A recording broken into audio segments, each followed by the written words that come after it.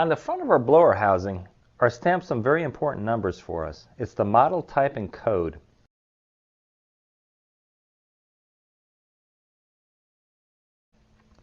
And this is the number that you're going to write down on an index card and take to your parts dealer to get gaskets or carb parts or governor springs, anything that we may need pertaining to this particular engine.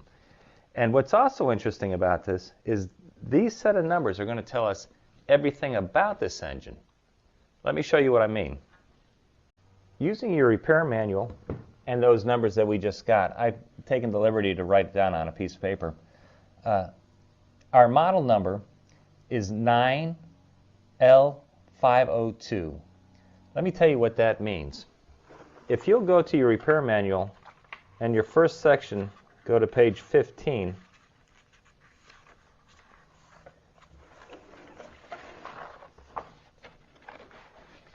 you're going to get to a page that says how to read Briggs & Stratton model, type, and code numbers. All right? And the first number is telling us the size of our engine in cubic inches.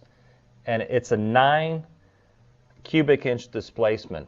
Now, the larger that number is, the more powerful that engine is. And in a minute, I'm going to show you how to calculate that number. The next one is the basic design series of this engine, and ours is an L series. The third is the number 5, and that has to deal with the crankshaft, the carburetor, and the governor. So if we go down through these numbers, we'll hit eventually number 5, and it'll say that this is a vertical shaft, which means the crankshaft orientation is straight up and down. That's where our lawnmower blade is going to connect, as opposed to a horizontal motor, which would be, say, for like a rototiller. It tells us that it has a vacuum jet carburetor and a pneumatic governor. Okay, and we'll get into all of that more in a little bit. And then it says the type of bearings that we have are plain bearings. And then the last part of this number is number 2, and that has to deal with the type of starter. And our type of starter is the rewind starter. And if you look right here, that's the rewind. As you flip it over, the pawls extend out. We'll be definitely getting into a lot more about that in a little bit. Okay, then we talk about the type. Now the type is the type number identifies the engine mechanical parts, color of paint, decals, governor speed, and original equipment manufacturer. And the last series of numbers is about the code. The code is about the date of manufacture and where it was manufactured. Down here, ours was stamped actually by itself. Date of manufacture, May 2010. A lot of the times there would be a 1 and a 0, which would say which would indicate 2010, the 5th month, the 6th day of May, and it's in plant 5 is how you would read that. But how does that pertain to us? What's so important? Well, if you watch a lot of these videos, everybody will say, go to your book and find the specs for the torques, foot-pounds on how to put down the flywheel, or how much foot-pound torque do we need to put the head on. And everybody says it, but they don't seem to know how to find it, or they don't use it. But that's where this comes in so important. Again, in the manual, the first page in talks about your series of engine. Now ours is a 90,000 series, okay?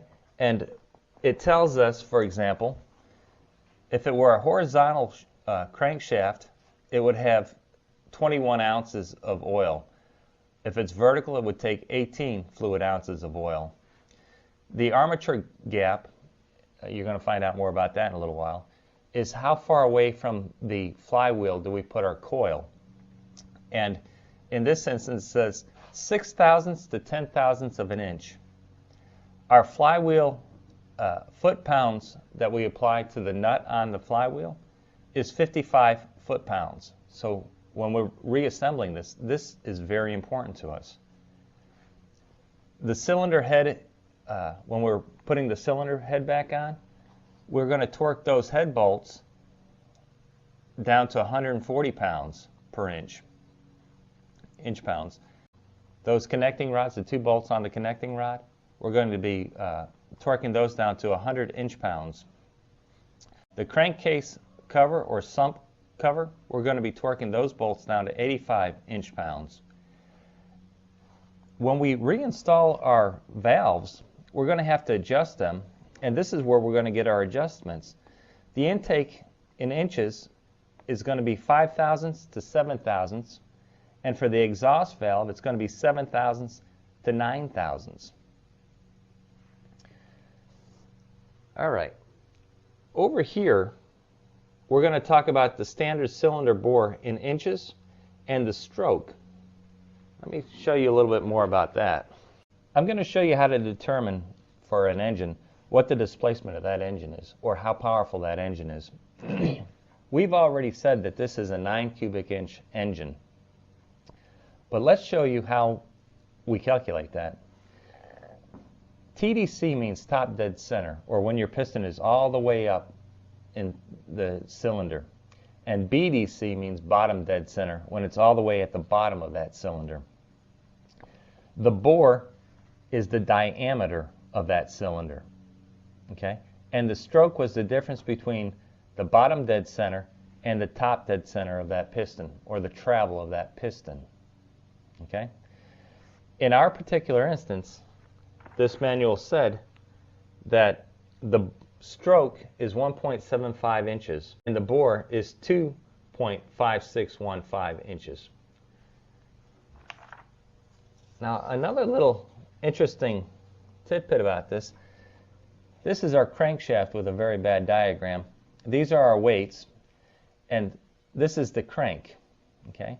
And this would be the crank pin journal. This is where the connecting rod is going to connect to. What is important is what we call the throw. It's half the diameter of the crank rod and half the diameter of the crank pin. Okay? That is what our throw is. And that's half of our stroke. And if you'll think about that, why is that? When it's at the top, okay, that would be our top dead center. Okay? But when this thing rotates down, it's going to be the other half of our bottom dead center. So that's why the throw is considered half of your stroke. Okay? Now let's do the math. Okay, to figure cubic inch displacement, you take your bore, which again is the diameter of your cylinder, and in our book it says it's 2.5615 inches. And half the bore, or half the diameter, would be our radius. So you take the 2.5615 and you divide it by 2, and you're going to end up with 1.28. It also said that our stroke was 1.75 in inches. All this is in inches. So using the formula that you had in high school, pi is 3.14 times radius squared. We said that our radius was 1.28, so 1.28 times 1.28 is 1.64 times height, which is our stroke, 1.75. So if you multiply pi times radius squared times height, you're going to get 9 cubic inches. And that is exactly what they said this engine was. So in quick summary, the numbers on your blower housing are what we use to get the parts from our small engine parts dealer. It's what we use to look up the information for torquing down our head bolts and our flywheels and anything else that we may need pertaining to this particular engine with our manual. And the math is not so important unless you're going to be preparing to take that exam. Well, let's get into this. The first thing we're going to do is disconnect the spark plug so we don't have an accidental firing. Putting on gloves, we're going to tip the lawnmower up where the air filter is the highest point. That usually means the muffler right here is going to be facing the other way. If you have impact tools, it'd be great to use them. And this is a 9/16 bolt. And if it needs to be cleaned off, go ahead so that you don't strip it. There we go.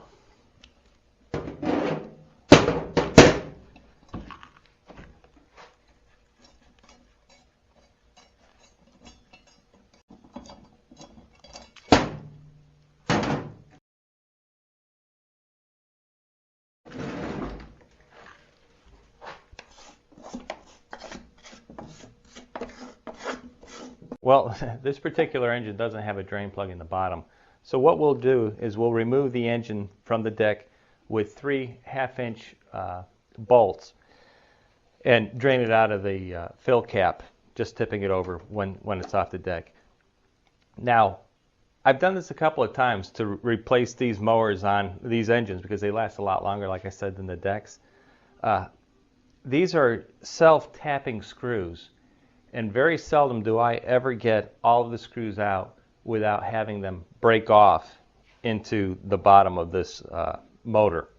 But we'll give it a shot. So 3 bolts, 1/2-inch.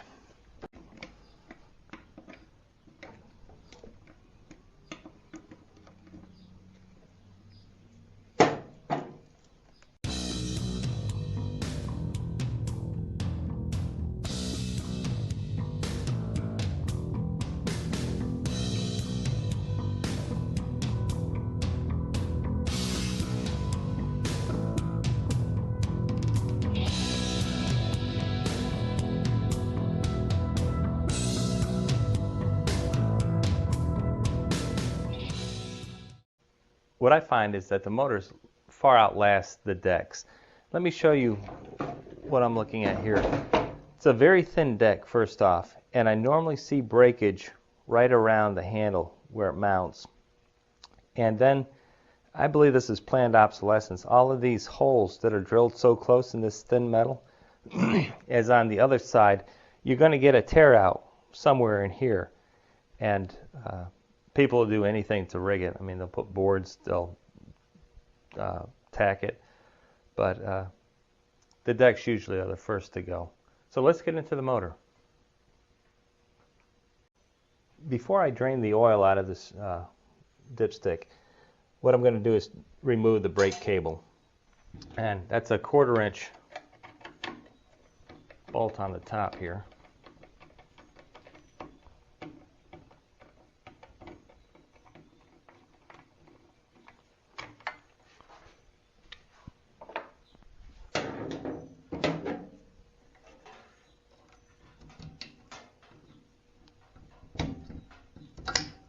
Like so. And then to pull this out, you just remove these locking tabs. You got to squeeze them and they should come right out for you. Sometimes you got to play with it a little bit. Just like so. To drain the oil, just remove the dipstick.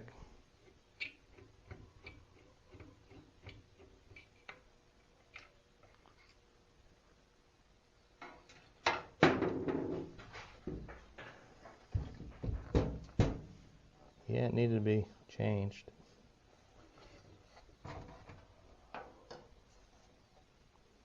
Has a little bit of a milkiness into it, so water had gotten into it a little bit too. Not a lot, but some.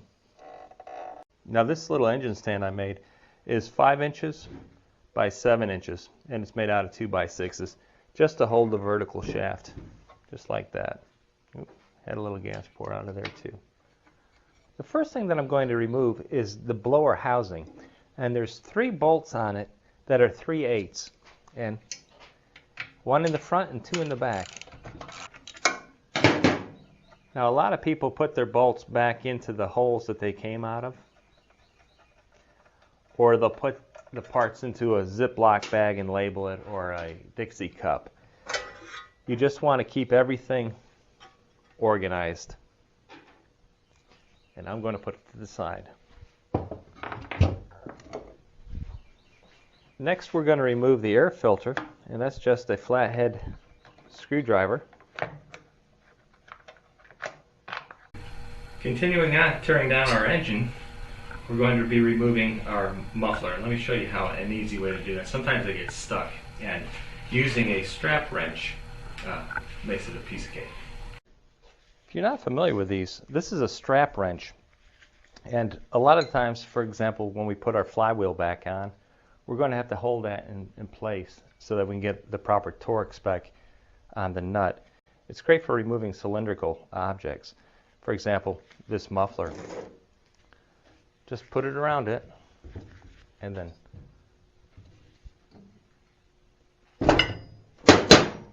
that's all there is to it.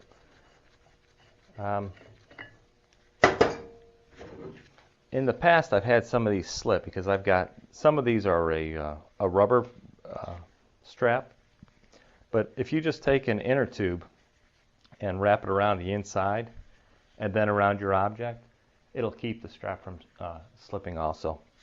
By the way, I got this from OTC and it was number 7206. Using a 1/4-inch nut driver, I'm going to remove the pipe that comes off of the carburetor.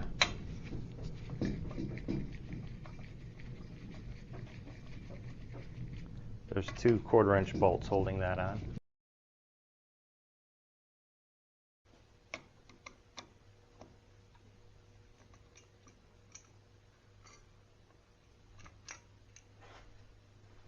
The head of the engine is held on by 8 1/2-inch bolts, and when I take them off, just so that I don't distort the head, I always do a alternating removal. And I just take one, I loosen off, and then I go to the next one, and then I start removing it. I don't take one out all the way. Let me show you what I mean. And I go diagonally, like so.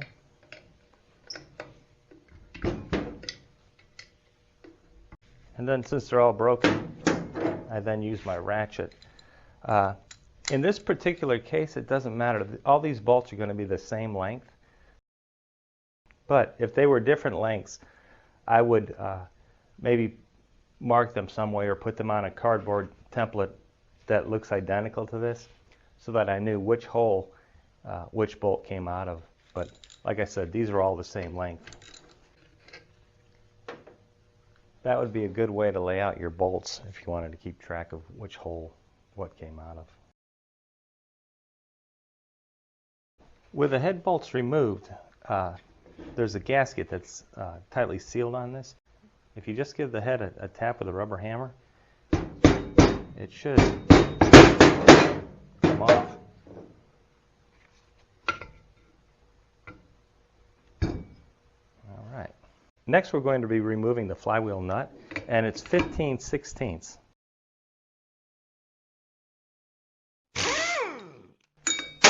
Just like that. When I remove this cover that has the valve springs behind it, this plate right here is also going to come off. It's just 2 1/4-inch bolts. Very simply do that.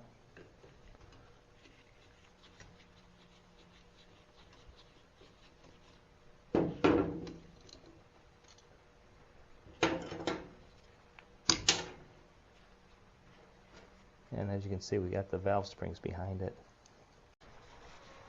The removal of the flywheel is a little bit tricky because the 2 holes that are in the flywheel aren't tapped. And if you're to use the Briggs & Stratton flywheel puller, this replaces the Briggs & Stratton 19069. This is the Sten's 75015. And interestingly enough, it comes with the 2 bolts that are tapped at the very end so that it'll go into the aluminum flywheel and put a thread in it for you. I haven't had much luck with this, and I haven't had much luck with an inexpensive tap either. So let me show you how I do it. I am against this method you see a lot on the internet, where they'll take a pry bar, jam it in there, and once the bolt is removed, they'll put it just a couple of threads down and hit the top of the crankshaft. Okay? that'll pop the flywheel off. The problem with that is it's rather dangerous. You can break your crankcase doing it. You can damage the threads on your crankshaft. But more importantly, what they don't know is that you could put hairline fractures in this flywheel, and at a later date, it's spinning at high revolutions per minute. It could fly apart and become shrapnel and harm somebody, and they're not even aware of it down the road. All that being said, the way that I do it is I spray WD-40 all over it to break up the rust on the bolts. And you have to do this a lot, not just for an engine teardown, but if they hit something with a mower and it shifts the flywheel, it's going to shear this key that was designed to break. So let me show you what I'm talking about.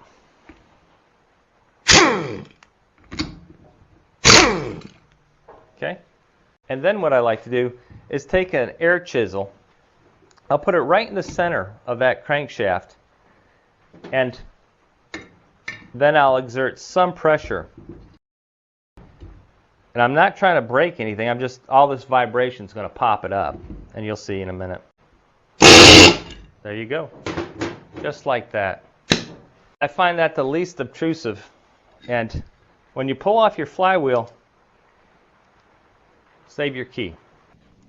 A lot of the times our blade adapter doesn't come off that crankshaft very easily. And the easiest way I found to take that off is put your mower blade bolt back in, and using a small gear puller, just put it right on it, like so.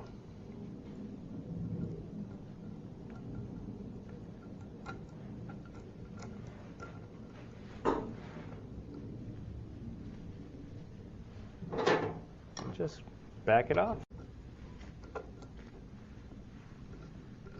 There we go. Removal of blade adapter. We're going to be removing these valve spring guides here. And you're going to need one of these. Now, I've seen people use screwdrivers and pliers, but this is a Briggs & Stratton part number 19063. And it's real, we're going to do an episode just on this valve compressor, but these arms are adjustable to fit our retainer. Let me just show you what we're going to try to do here. We've got a retainer at the end of this spring, and we have to compress it, okay? And the reason for that is there's a keyway in this retainer. You see how that is? In the center, our valve has a recess right here. And when we compress this spring, it's going to allow us to move this to the left and then pop it off. Let's give it a whirl. And once you've got that adjusted, you just come down like this, and it'll make it so much easier to remove and install your springs. All right. Taking our compressor, we're going to wedge it in there, just like so. Okay, and then clamp it down. There you go.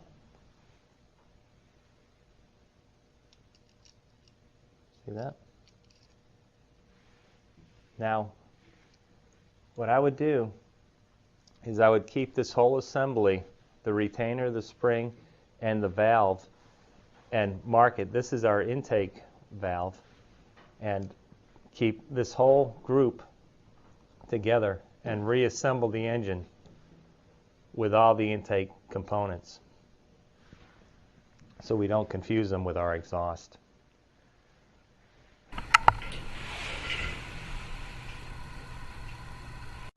All right, we're going to be removing the sump cover right here, and you can do this either straight away or you can remove this seal right here. And I find that it works easier for me if I remove the seal first. It'll split it easier, but it will come apart whether you do that or not. A lot of the times when you look underneath your lawnmower, you'll see that a little bit of oil is dripping out of the bottom. It's that seal right here. And I don't have the special tool to remove it, but there is an easy way to do it. You just take a sheetrock screw and you screw into it like so.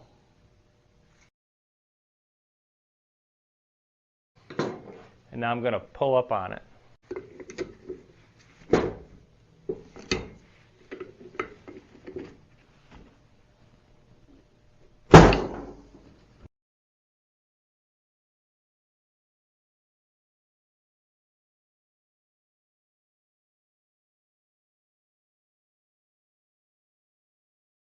Next, we're going to be removing the sump cover.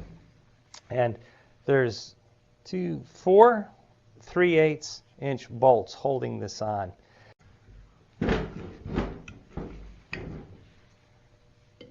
Again, I like to go in a diagonal crisscross fashion.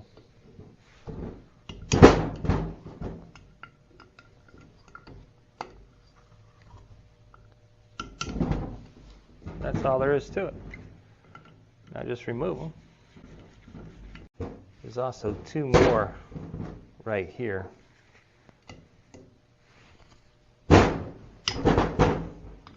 So a total of 6.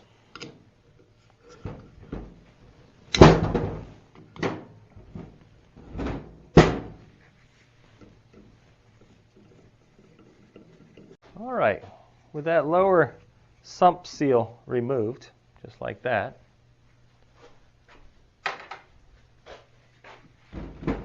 let's see if we can't separate this. All right, I'll tell you the truth, that didn't come out very well. I kept hitting it with the rubber mallet in the meaty part of the sump cover, and eventually it did break loose.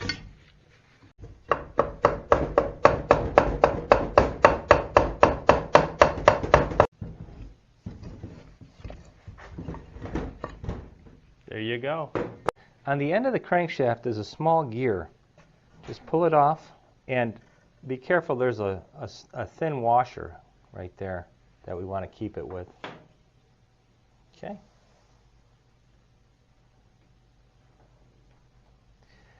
Now, when you go to remove your piston, it's always a good idea to put a witness mark right here. And just a simple scratch. Sometimes it can only go on one way. Sometimes it can go on either way, and they want to, the way it came off is the way you want to put it back on. So just put a scratch across both sides of it. And it's just 2 5/16-inch bolts. And sometimes you have to maneuver the crankshaft around to get to them easily. But you can do it.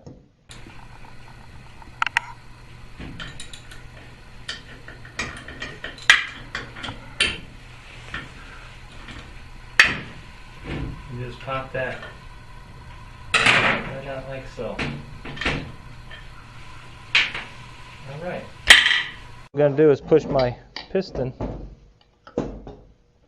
and connecting rod right on out.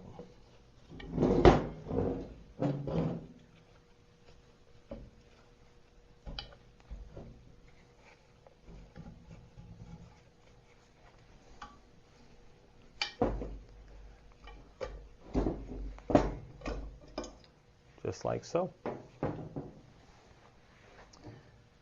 Now my crankshaft should come right out like that. And the only thing left in this whole engine is this upper seal. And I'm going to pop it out right now just by leveraging it out.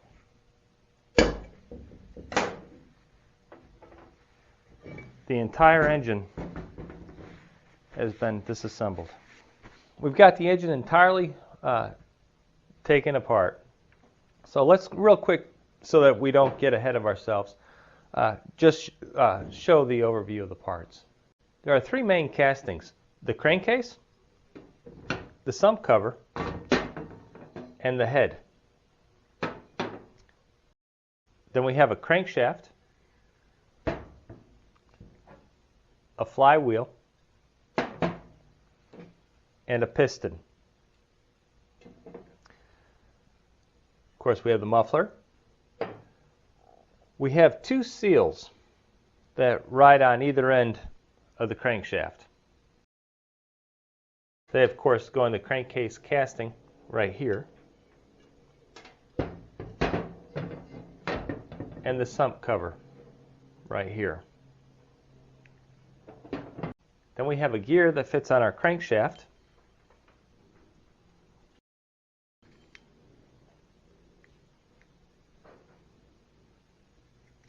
Like so. And that turns our camshaft. The camshaft, as it spins, is going to be lifting up our valve lifters, just like that on these lobes. And as they do that, they'll be compressing and releasing these springs, opening our valves. We also have an oil slinger. Then we have our crankcase breather valve that we discussed yesterday. And of course our piston with our connecting rod. Pretty amazing. Well, this is a 3D representation of our engine that we just took apart. We have the flywheel and the lawnmower blade, again for the mass to keep this thing going. We have a crankshaft with our piston and our connecting rod. We have a gear here that is half the radius of this gear. This is our camshaft gear, and this is our oil slinger. And the camshaft moves our two tappets, okay, that push up and down our valves right here, allowing fuel into the head and exhaust out of the head. And this is our head with our spark plug. And I know it's very basic, but this is pretty much the internal workings of that engine. I thought I would show you just one more mock-up of assembly before we actually do it. On your piston, you'll see that there's a little notch right here. Okay, that goes toward the intake valve side. So it would go into your crankcase like so. I've removed the piston rings just for ease to show you what's going on here. Then you would take your crankshaft and install it straight down. And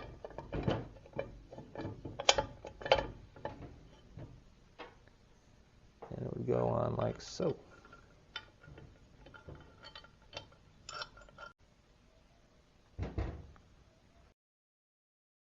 And then our crankshaft gear will slide down with this going into here,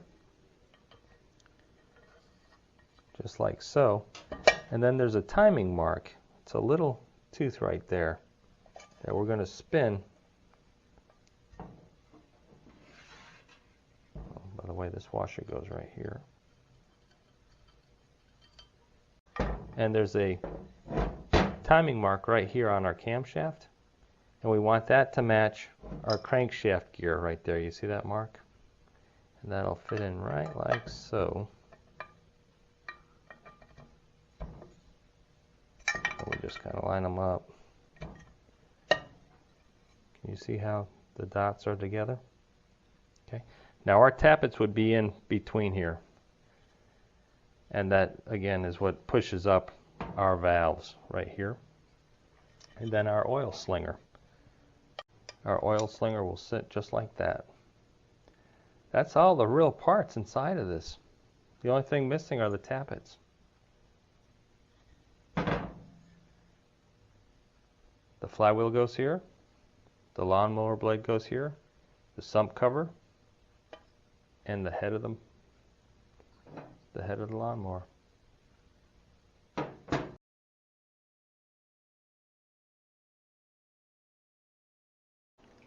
I thought today we would talk about carburetor theory. You're going to find that probably 90% of your problems with a small engine are related to your carburetor, not so much the internal parts of your engine. What we have here is a cylinder with a piston in it and a spark plug on top, and somehow we have to get the proper air-fuel mixture out of this bowl into this cylinder. How do we do that? Well, we do that with a carburetor. Now, we've made a couple of models here, and if you will, bear with me, this is a carburetor throat. Over here would be an air filter, if you will, allowing air outside of the engine through this tube into this cylinder. And the way that's achieved is with the piston coming down, it's creating a vacuum, sucking the air outside of the engine through this pipe and into that cylinder. Right here we have a fuel pickup, or an emulsion tube, if you will, that fits inside of our tube. And what we want to do is get this fuel mixed with this air into this cylinder. Okay? How do we do that? Well, they were very clever about this. They put a couple of obstructions inside this pipe, and what that did was it helped achieve a vacuum. If you'll think about it for a moment, when you have air going through a pipe, you have the same amount of air entering that pipe as you do exiting it. Okay? Well, by putting these obstructions in here, you've created a narrowing right here. So if the air is coming through here and it has to be the same amount exiting, you get a much faster airflow right here. And that will help create a vacuum up of this pipe, pulling the fuel from the bottom of this bowl. Now, while we're talking about that, let me tell you how we're going to regulate the amount of fuel in this bowl. If you think for a second, on our engine we have a gravity-fed fuel tank, meaning that it's above our fuel bowl with a fuel line here. And if we didn't have some way to regulate this, this would just keep overflowing. The way they've overcome that problem is with a float system similar to your toilet. Right here is a needle valve and a seat, if you will. The fuel comes in through this little hole right here, and when this needle valve is all the way up, the fuel can't come into it. But as this fuel is depleted, this floats on top of the fuel, and as it goes down, it exposes this needle valve right here, and fuel will come in. And as the fuel enters this bowl, this float will float to the top, again closing off this needle valve. So we keep getting this action. Fuel comes in, floats up, closes off the valve.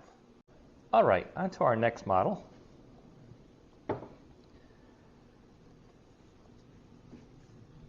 We have to somehow control the amount of air-fuel mixture that ultimately ends up in our cylinder. And the way we do that is with a plate called a throttle. And it'll look similar to this. Okay?